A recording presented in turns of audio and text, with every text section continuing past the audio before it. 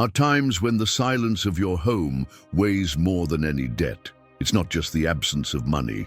It's that feeling of being trapped in a cycle without exit. The bills pile up on the table.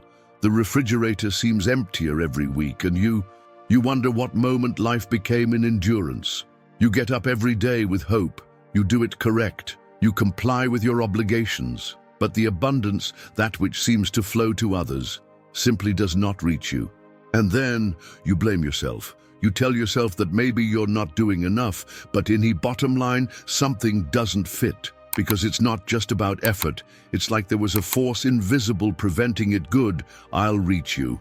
An energy that no one taught you to see.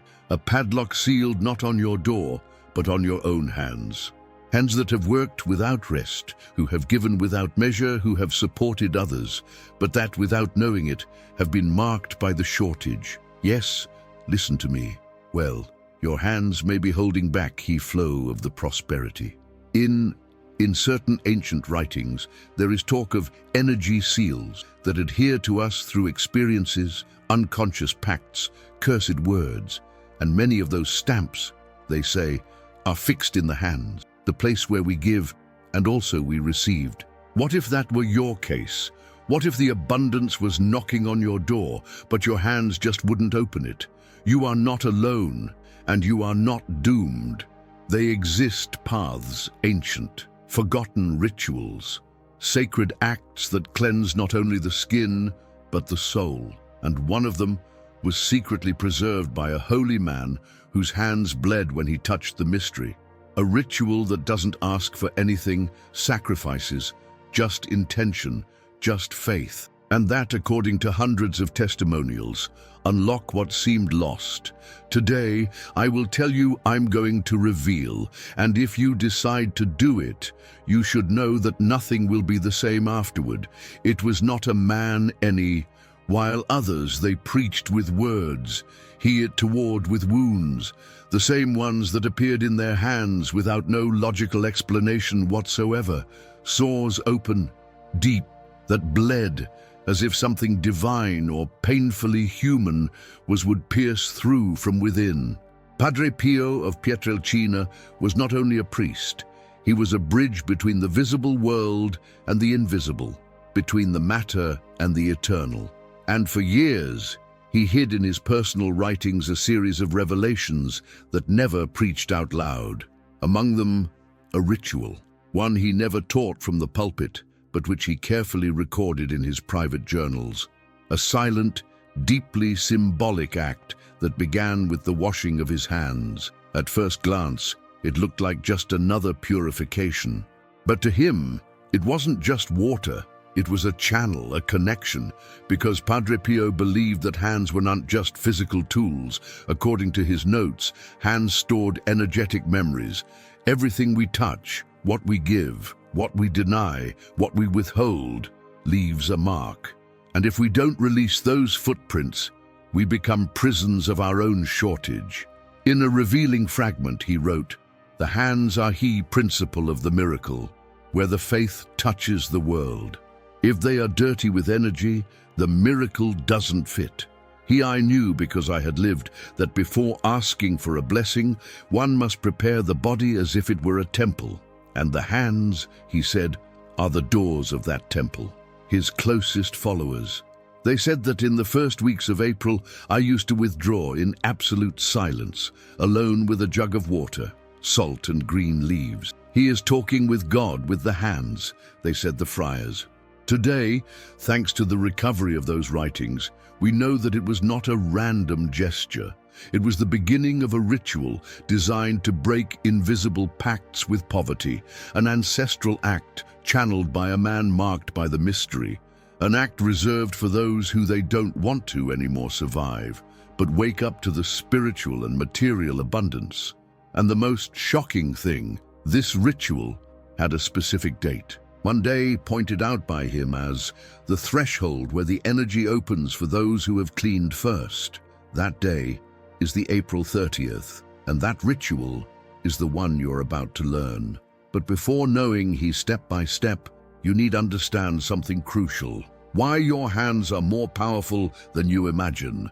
There is something sacred in his simple gesture of extending the hand. It is with they that we bless, that we touch those we love, that we build, that we give, and that we receive. But what happens when is that channel blocked?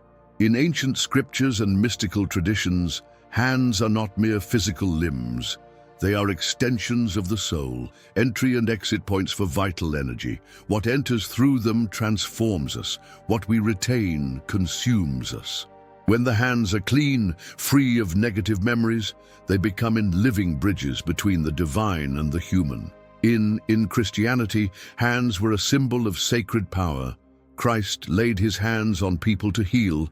Apostles, they blessed and expelled evils with them. In Hebrew texts, the laying on of hands is spoken of as a transfer direct divine grace. And in alchemy, it is said that the hands are the laboratory of the spirit. But what if those hands have touched pain, betrayal, anger, or hopelessness? Sometimes, without knowing it, we absorb the fear and the shortage of others. We receive coins with intention dark. We carry objects with history.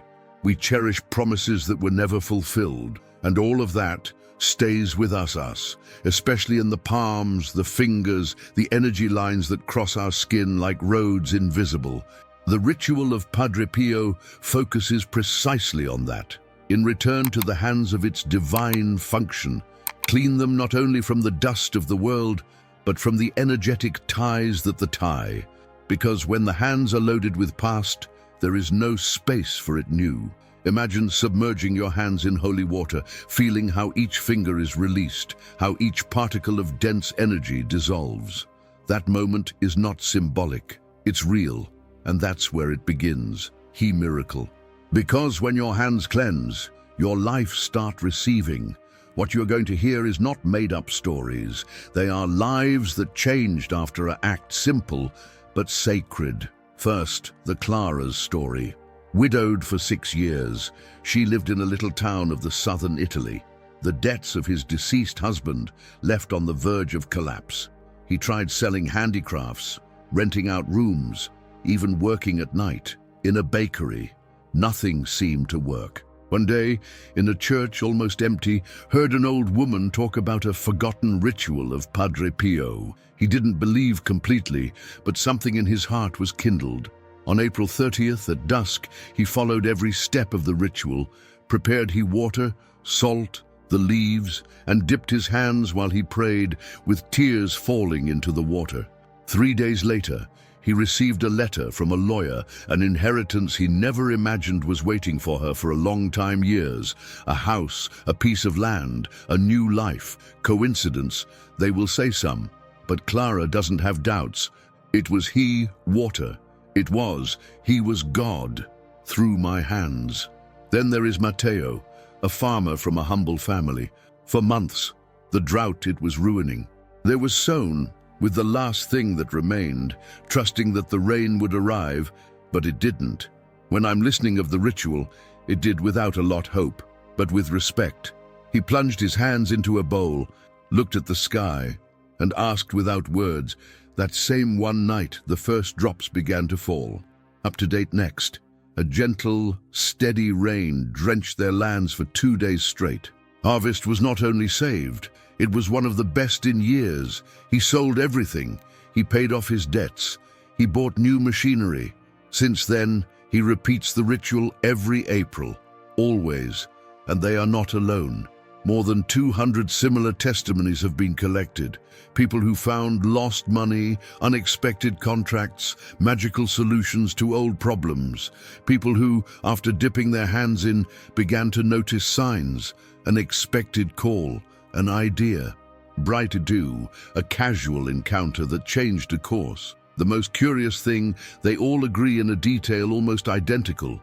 They say having felt a slight warmth in hands as they finish, a kind of subtle vibration, as if something had been activated, as if their hands had woken up from a long sleep. And when that occurs, when hands awaken, the world responds. It's not superstition, it's not fairground magic, it's energy, it's intention, it's faith turned into action. Now that you know what others lived, The question is no longer whether it works, but whether you are ready to try it. Wash your hands, an act so simple, but with an echo that resonates through millennia. Long before the science, I would talk about hygiene, the traditions spiritual of the world already. Did you know our hands don't just carry physical dirt, but also invisible charges, energies that adhere through contact, through intention of the pain. In her Judaism, there is the rite of Netilat Yadayim, a purification that is performed before each meal, upon waking, upon coming into contact with the sacred. It is not just any gesture, it is a cleansing of the soul through the water, recognizing that hands connect to the spirit with the material world. In her Christianity, Pilate's gesture, washing hands, before handing Jesus over to public judgment, symbolizes something deeper than the evasion.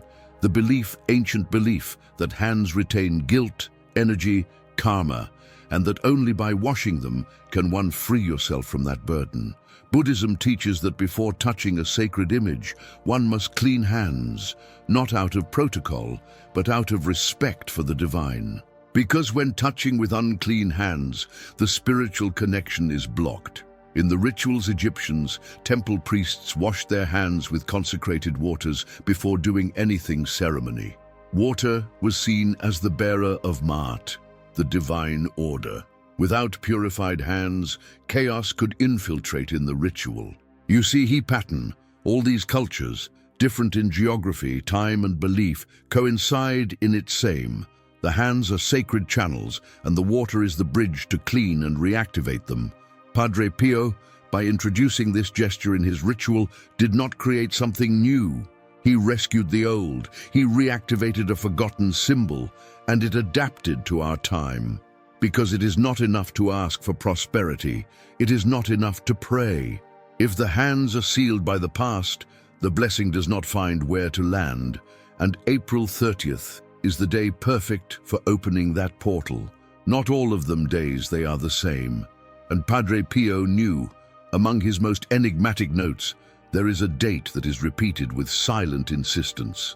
April 30th. When the sun goes down in the 30th of the room month, he wrote, the waters will respond, the hands will be ready, and the portals will open only for those who believe. But why this date? Astrologically, April 30th marks the end of an energy cycle and the beginning of an expansion phase. It is the point where the earth breathes deeply before fully blooming. Celtic cultures celebrated this moment as Beltane, an opening between worlds. Jewish mystics it relate with the counting of the Omer, time of spiritual refinement. And for many wise men Christians is the threshold before the Marian month, the time of the grace, of the intercession, of the miracles feminine. April 30th is not a day anyone. It's a crossing between dimensions. When the sun sets that day, an energy gap opens, a portal as they called it the ancient, which allows certain rituals, events with purity, activate profound transformations in the matter and in his spirit. Therefore, the ritual cannot be performed in any time. It has to be that one day, as it falls the afternoon, when the sunlight touches the land for the last time, before the vibrational rebirth. If so you do before, it does not activate. If you do it, you do after, the door will have closed. That is the threshold, and you're about to cross it. Arrive the moment. Already we are not talking about theory, nor about history, but about action. But not just any action. This is a sacred act, a key that opens it invisible so that it visible can transform. Get ready. Every item you're going to use has a deep meaning. Don't improvise, just do it with reverence. And above all, do it with intention. Ingredients, filtered or mineral water, represents the fluidity of life and connection with the spiritual plane. Coarse salt, ancestral symbol of purification and protection. In many cultures, it is used to break invisible pacts and clear energetic charges. 7 bay leaves, or in his absence, rue or rosemary. Laurel is used since the antiquity as a channel of victory and abundance. You can also combine the 3, if so, it you feel. A white candle, represents the divine light guiding the process. A coin of any value. It will be the energetic seal of the ritual, the anchor that connects the intention with the subject. Preparation 1. Find a quiet place, preferably where you won't be interrupted. You can do it at home, in a patio, or even in front of a window with a view of the sky. 2. Prepare the space. Clean the area, places the white candle lit in the center, and breathe deeply 3 times. 3.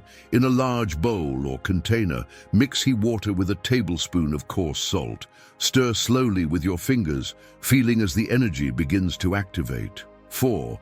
Duck the 7 bay leaves, or the chosen herbs, one by one, naming quietly the 7 areas where you want unlocking. For example, money, health, relationships, opportunities, creativity, emotional stability, and purpose. The ritual. 1. Sit in front of the container and place both of your hands inside it. Water. They must be completely submerged up to the dolls. 2. Close the eyes. 3. For exactly 7 minutes, remain silent. Imagine a golden light descending from the heaven, entering through your crown and descending into your hands. Visualize how that light penetrates your skin, dissolves blockages, clears pacts, breaks chains invisible. 4.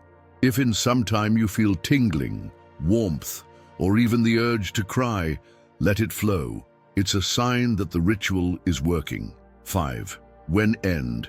For 7 minutes, do not dry your hands with a towel. Let them air dry, like someone leave a blessing to rest gently on your fur. 6. Take the coin and rub it between your hands, even wet. While you do, say in a low voice, "How are you? Currency flows through my hands. Like this flows the abundance in my life. Nothing stops me. I lack nothing. I receive." 7. Save that currency in your purse, wallet, or in a special place where you keep your sacred symbols. Do not use it or you give it away. It's your seal, your anchor point. Recommendations: do not share the ritual with skeptical people or those who may mock. The energy is silently protected. If you can, make a small solidarity action in the days following. Donate something, help someone, share the good. That amplifies the vibrational field of the ritual. Write in a notebook how you felt. That will be your first sign of change. This is not an act to test luck. It is a commitment, a ceremony between you and your soul. And once done, the next 21 days will not be normal. The ritual does not end when you take your hands off the water. In fact, it is there when it all begins. During the 21 days next, something subtle but deeply real activates inside and outside of you. It's as if a new frequency will settle in your energy field, and little by little, it will begin to reorganize your reality. Don't expect fires, artificial, neither dramatic changes in the early hours. This is a dance between the soul and the universe. The wise men, they say that 21 days is the time necessary to reprogram an inner vibration, to break old structures mental, to open space for the new. It's like planting a seed in fertile land and trust that the sun, the water, and the time will do it his. And here is the most beautiful thing. The first fruits arrive as whispers, a coin in the floor when you least expect it. A forgotten message that reappears, an idea bright just before bed. A client who seemed lost, who suddenly calls you. A no that turns into a yes without apparent explanation. These are not accidents. They are winks from the universe, signs that something inside you has begun to align with the abundance. But there is something important. You must be attentive and receptive. Do not ignore the small signs, because in they live the greatest magic. During these 21 days, it is recommended, meditate briefly each morning, visualizing your hands surrounded by golden light. Avoid thoughts of lack or complaint. When arise, replace them with affirmations of gratitude. Write a small note every day, synchronicity or blessing received, no matter how small it may seem. Don't tell everyone what you did. The energy needs silence to mature. And above all, trust. Just because you have, You've come this far, not by chance. Something in you decided to break the cycle, and this 21-day cycle is the bridge that connects your intention with your transformation. There is a sacred principle that few they understand. What is shared with love multiplies. Padre Pio taught that the spiritual knowledge is not a treasure to hide, but a flame to ignite other souls. The ritual you just learned is not just yours. It's a key that can free many more.